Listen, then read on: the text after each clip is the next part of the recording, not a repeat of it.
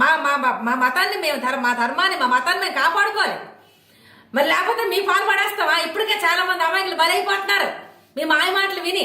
ఏం చేస్తున్నారు? చర్చిలో తీసుకెళ్ళి దెయ్యాలు అంటారు, దేవాళ్ళు అంటారు, సుఖంగా బతకనిస్తారు, వాళ్ళని మతి స్థిమితం లేని వాళ్ళని చేసేస్తారు కదరా. ఈ రోజు వాడికి మతి లేదు, అసలు మతి లేదు, పిచ్చోడ్లా తయారయ్యాడు.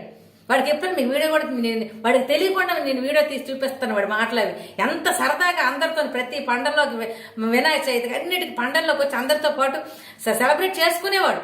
అందరితో అన్నదమ్ములు అందరం కలిసిమెలిసి అంత సరదాగా ఉండేవాడు. ఈ రోజు ఎవరి మొహం కూడా చూడడం లేదురా. వాడు అంత ఒంటరి బ్రతుకుని చేసేసి ఈ రోజు చావుకు ఎదురు చూస్తున్నాడు. చావు ఎప్పుడు వస్తుందని ఎదురు చూస్తున్నాడు. కర్మ కాకపోతే వాడికి 2 పిల్లలు. ఇంత మతిస్థిమితం లేనోలా చేసేసి మా జీవితాలతో, మా హిందువుల జీవితాలతో మీరు ఆడుకుంటున్నారు కదా.